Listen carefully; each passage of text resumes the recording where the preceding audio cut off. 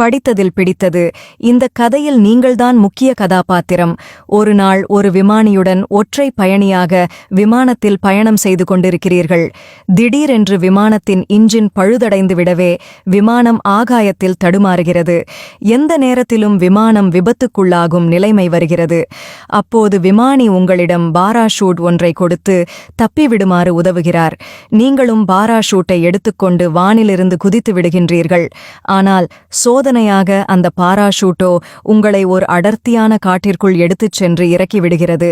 காட்டின் எல்லா புறமும் ஒரே மாதிரி இருக்கின்றது. காட்டின் எந்த புறம் ஓடினால் தப்பிக்க முடியும் என்று உங்களுக்கு தெரியவில்லை. சில நொடிகள் சுற்றி முற்றி பார்க்கின்றீர்கள். அப்போது ஒரு பலகையில் காட்டின் 2 விதிகள் எழுதப்பட்டிருக்கிறது. முதல் விதி: மனிதர்கள் எவரேனும் தவறுதலாக காட்டிற்குள் நுழைந்துவிட்டால் சரியாக 1 மணி நேரத்தில் காட்டின் மிகக் கொடிய விலங்குகள் மனிதர்கள் இருக்கும் இடத்திற்கு மோப்பம் பிடித்து வந்து சேரும். எனவே 1 மணி நேரத்திற்குள் அந்த காட்டை விட்டு நீங்கள் தப்பித்தாக வேண்டும். இரண்டாவது: கிழக்கு பக்கமாக சென்றால் மட்டும்தான் அந்த காட்டை விட்டு வெளியே செல்ல முடியும். மீண்டும் ஒரு முறை சுற்றிலும் பார்க்கின்றீர்கள். கிழக்கு திசை எங்கு இருக்கிறது என்று தெரியவில்லை. என்ன செய்வது என்று ஒரு யோசனையும் வரவில்லை. காட்டு விலங்குகளின் பசிக்கு இரையாகி விடுவோமோ என்ற அச்சம் வேறு ஒரு பக்கம். அப்போது அந்த இடத்தில் திடீரென்று ஒரு தேவதை உங்கள் முன் தோன்றுகிறது. உங்களின் சூழ்நிலையை புரிந்து கொண்டு உங்களிடம் 2 பொருள்களை நீட்டுகிறது. ஒன்று, மணி பார்க்கும் கடிகாரம்.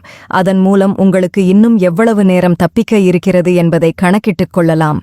ஆனால் அதை வைத்துக்கொண்டு திசையை கண்டுபிடிக்க இயலாது. மற்றொன்று, திசை காட்டும் கருவி. இந்த கருவி மூலம் உங்களுக்கு தப்பிச் செல்லக்கூடிய திசை தெரியும். ஆனால் நீங்கள் தப்பிக்க எவ்வளவு நேரம் மீதம் உள்ளது என்று தெரியாது. தேவதை உங்களிடம் இந்த 2 பொருள்களையும் காண்பித்து, நான் உனக்கு உதவ முடியும்.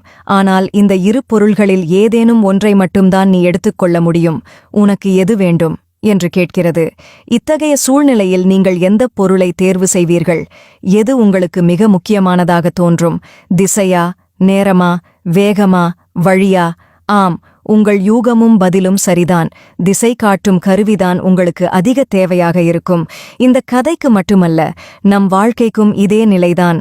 பல பிரச்சனைகள் நமக்கு வரும் போதும் சரியான திசையில் செல்லக்கூடிய முடிவே பெரிய வெற்றியை பெற்றுத் தருகிறது.